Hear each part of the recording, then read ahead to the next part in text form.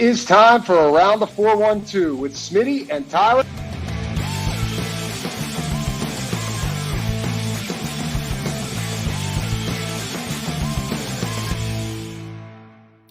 Welcome back to another episode of Around the 412. I am Tyler. With me, as always, is my co-host Smitty. Go follow us on all of our social medias at Around the 412, as well as subscribing. If you're watching on YouTube right now, we just hit YouTube Partner. That's a big deal for us. We've been trying to grow this YouTube for the past several years, so now we'll be able to get monetized. And with that, we're going to try to bring more content besides just posting our show and clips of the show as well. So go check that out. Leave a like, comment, subscribe to the channel.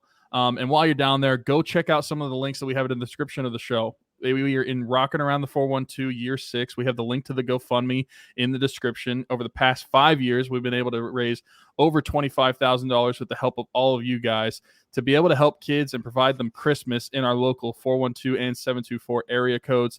And also, starting last year, we were able to partner with the East Rochester Salvation Army and adopt kids off of their angel tree and provide Christmas for them as well, because Smitty and I never had to worry about where gifts at Christmas time were coming from. So we've been able to try to give back with the help of all of you to provide the best Christmas we can for some of these kids. Yeah, it's been, the best thing we do. We call it our baby.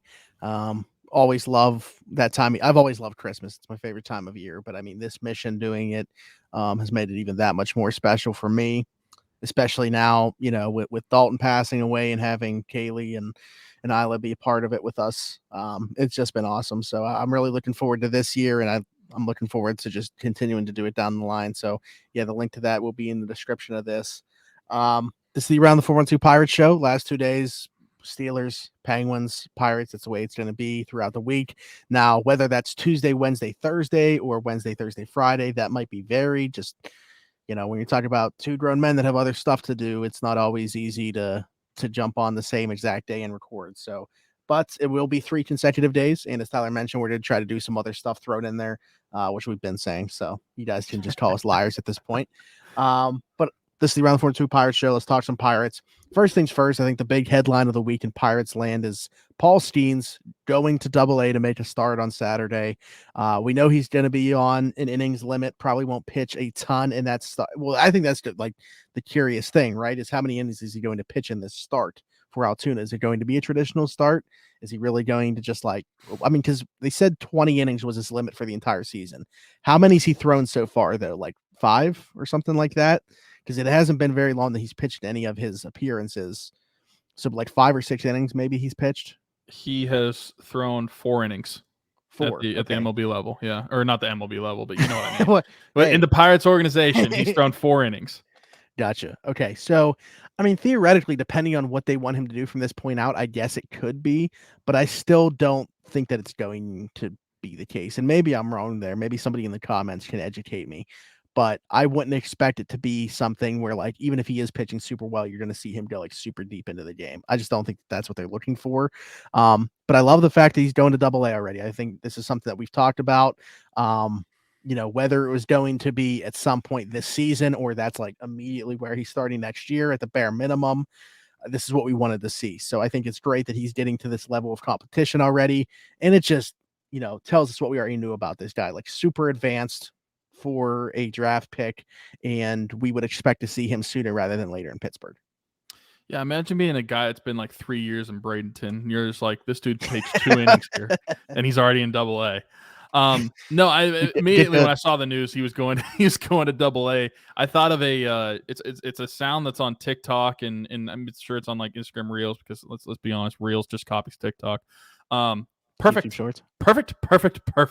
Because this is the perfect scenario from what we wanted to see. We wanted to see him get to Altoona by the end of the season. I'm pleasantly surprised that it is as early as it was. Like we said, he's only pitched 4 innings. One of those were in the rookie league in Florida, and then the other 3 were in Bradenton. So the fact that he's in Altoona, that just shows that our timeline of what we think Paul Skenes could be on, like he might start in Altoona and have a cup of coffee there at the beginning of next season, and then make the jump up to AAA for like a month or 2, and then come up to Pittsburgh. I feel like this is solidifying that case. I would have been very concerned if he wasn't going to be at Altoona at all this year, but the fact that he is, I'm excited about that, and it just makes me more excited for next year because I think that we are definitely going to see him next summer. As far as how they're going to use him, I think that they probably have like a 3-inning cap is what I'd say on him. They probably get a couple uses out of him because if you're going to do that, he's down to 16 innings. And so how many appearances is he going to have left? If they want him to have like 4 to 5 or like 3, 4, 4 or 5 appearances in Altoona throughout the remainder of this season, there's only about a month left in minor league baseball, maybe even a little less than that. So if you want to get those, he's probably only going to be pitching 3 to 4 times. So you're expecting to see him probably, I would say 3 to 4 innings. And he would reach that number of around the 20 innings pitched mark. So that's what I would expect, but I'm just really encouraged that he's already in Altoona. Saw he got some Altoona pizza. He looked in the curve uniform. So did you see Alex Stumpf put up that picture of me smiling from the Pittsburgh Clothing Company bar crawl? Yeah. And like we both just have the mustache in those pictures, and like the smile's pretty much identical. Uh-huh. I mean, listen, if I can get somebody like Livy, now we're talking. Okay. Hold on. Let me just look at one thing. Okay. His weight 235. All right, that's I guess that's little comparable. Height. He's like 10 inches taller than you. He's 6'6". Yeah. He's 6'6". So I can't even say. See, if he was 6'5", you know what I would say, right? Is he's closer to 6 foot than 7 foot, and I'm closer to 6 foot than 5 foot. So we're both basically 6 foot. But I've never heard that before. But he's not. He's as close to 7 foot as he is 6 foot. Yeah. Doesn't work. What a stud. But yeah, I don't even know. Oh, because it's Alex Thump putting up that picture. See, we get off the rails sometimes, and it's just like I don't even know what the talking point was anymore. But Paul Skenes going to pitch in Altoona. I'm excited to see how long that goes. And yeah, just seeing his time down there. Do you think this is as far as he goes this year, though? Like, do you think the rest of his innings are coming there? Yeah. I mean, do you really think they'd make the push for him to go to AAA? I wouldn't say it's out of question for like his last appearance to be there. But I mean, if I was guessing, like if I had to put a prediction on it, I think it is just in Altoona. But like based off what we've seen, it's kind of like unprecedented already for what they're doing. So like, I don't know, maybe they give him another like 1 or 2 inning stint like he was doing in Bradenton or something there. But I would say Altoona. Well, I mean, he's faced 14 batters. Mm-hmm. And he's only given up 1 hit and he hasn't walked a guy yet. I want to see what the hit was too. It was probably like some weak grounder that just like found a hole. The dude probably didn't even see it. He just swung his bat. Maybe it was a bunt single. Made contact. Maybe it was, but the way that he's performing, we've said it several times, and we keep reiterating it. But this dude is ready to be here. He just, I guess for the political aspect of the viewing of a prospect, you cannot bring him up to the major leagues right after you draft him for some odd reason, even though he's probably better than every other pitcher on your team. How cool would that be though, to have him make that history? Like as the quickest guy to debut after getting drafted. I mean, he could. I legitimately let's be on the right side of history. Someone who's smarter than me about baseball, tell me why he couldn't. Because from what I've seen from the Pirates pitching staff this year, even if he's in the bullpen, he could definitely make an appearance in the MLB level and look not out of place whatsoever, especially on this team. I'm down for it. Henry Davis goes to the IL. We've talked a lot about Henry Davis recently, and not necessarily in a very positive light. I think that he's kind of hit one of the slumps, growing pains, whatever you will, at the MLB level. As long as it's not something that's like it's twofold, because obviously you'd love to get as many reps for him at the MLB level this year as possible, even if it means maybe him struggling a little bit from time to time to take those lumps. But at the same time, with how he has been performing, if you want to look at it like glass half full, maybe this is a reset for him and being able to get away and just like visualize and see like, okay, this is what I was doing wrong. Get on that iPad that they're always on, that tablet during the game. watch your at-bats and see what's been going wrong. He strikes me as the type of dude that is like a huge film junkie in general anyway. So I feel like this time away from being able to play could be good for him. But at the same time, there's really no substitute for those live reps. So it's just depends on how you want to look. Do you want the glass half full or the glass half empty approach with this? I definitely look at it as a glass half full. Especially when you look at his past month, really. I mean, his batting average over his last 30 to 15 to 17 games has gone from 183 to 167 to 136. The on-base percentage has been doing the same trend, going from 274 to 233 to 231 over the last 30 to 15 to 7 games. It's a trend down. And so I don't know, and this might be very ignorant, and you guys are going to be hearing this 2 days later, but I genuinely don't know. Has this been like a lingering injury that has been with his hand, or is this something that kind of just popped up over the last day or two? I know. I think he was playing through it for a while. Okay, but they were finally like, all right, let's shut it down for a little bit. Maybe that makes me feel a little bit better about his performance over the last little while. Like maybe that is part of the reason why he was struggling so much, is he is dealing with an injury. But I'd like to look at this as a glass half full, especially if he was lingering with it. Get the body right and be able to come back on a high note and potentially finish the season on a high note as well, and get on the right footing going into the off season. I think that if the injury was something that you were lingering with, I feel like he should probably be looking at it that way too. Like I can get my hand right, get the body right, and be able to come back and feel fully healthy. Because if that's the case, I mean, we talk about with guys, if you're not playing 100%, then it's going to affect your performance. So if that's something that he was lingering with, and then it's not surprising to me whatsoever to see the numbers just dropping like they were. Yeah. Speaking of performance, I take a look at this outfield right now, and obviously you have Bryan Reynolds there, but man, where do you go with the outfield for the 20? There's going to be a lot of spots that I think you could look at and say, we could upgrade here. We've been talking about first base for a long time, but besides Bryan Reynolds and like, I guess Henry Davis, if that's what he's going to do, is be the right fielder for this team, who else is really pushing for a spot? I mean, I don't know about you. Man, if they're just handing Jack Sawinski a job in the majors next year, that's already like a loss for 2024, in my opinion. I understand the home runs that he can hit from time to time. I feel like he hasn't even homered in a while. I feel like he's been stuck on 21 for a long time. But between Sawinski, Palacios, G1 Bay, Connor Joe, is there a solution in your mind in there? Or is that another spot where, like, similar to getting a pitcher to looking at first base, that they need to look to upgrade?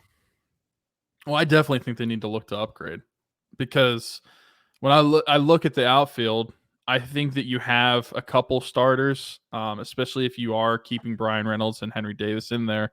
But then the last guy, like Kutch, is not going to be an everyday starter anymore. And then the other guys like Sawinski, sure, he can be okay defensively at times, but the bat is so hot and cold that's not an everyday guy. Connor Joe's been pretty solid this season, but I view a lot of these guys as people that would come out of the dugout and like off the bench in certain situations. I don't view a lot of for these what guys. You said about Sawinski against righties is how you view Joe against lefties, basically.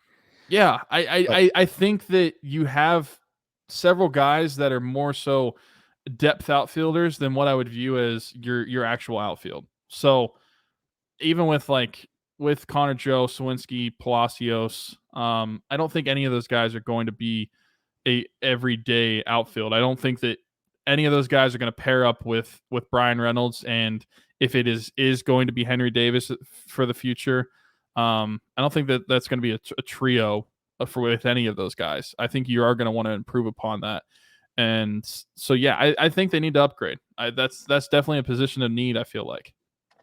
Yeah. No, I'm with you. I think that while we've talked so much about first base and how pressing it is, I think it's just my impatience with Sawinski really sparking this conversation and getting it to where it's at right now, because I don't know how you go into 2020, and he's still relatively young, so it's not like 100% that he can't get better, but what a frustrating player. I think there's space for a player like that somewhere. If you're expecting him to be a regular contributor on the Pirates, it's not going to work. Like, he needs to be hitting like 7th for a team that has more consistency up and down the lineup. On the Pirates, it just doesn't work. Yeah, I agree with that. I think that you need to have 3 guys that, and obviously I'm expecting Bryan Reynolds to be the best of them, but all of them have to be carrying their load. I don't think you can have really anybody. You can't sacrifice offense for good outfield play on this team. I feel like you don't have a strong enough lineup batting wise.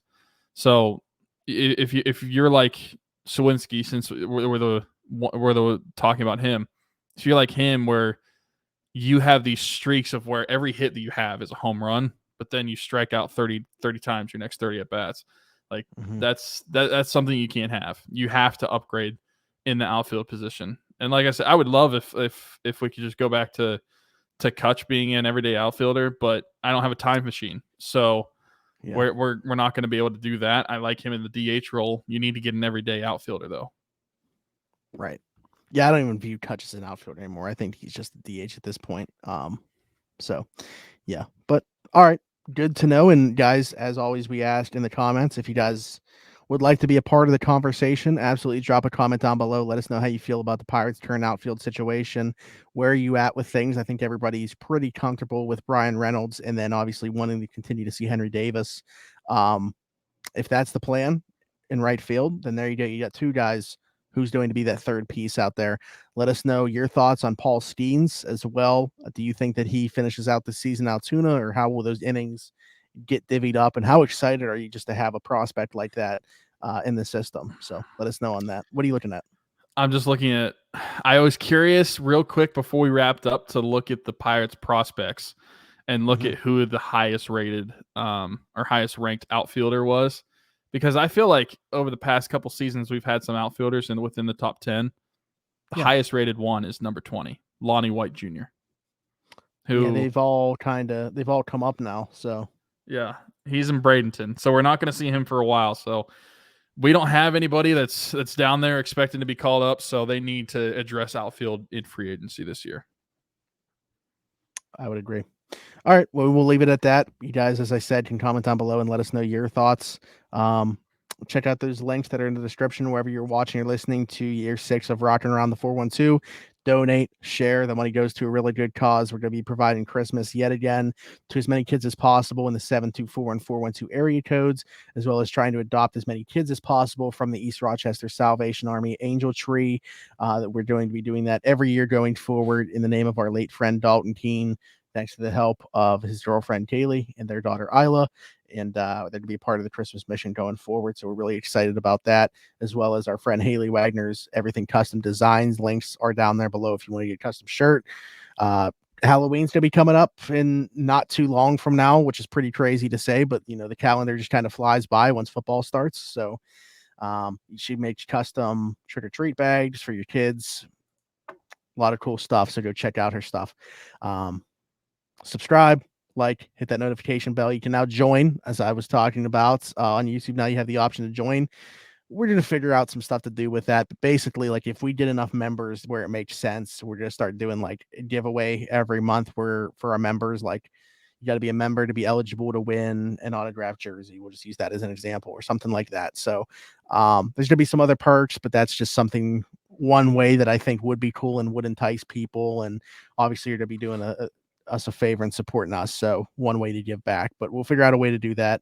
That's enough rambling for this week. Go check out the other episodes as well if you are a Steeler or Penguin fan, and we will be back next week.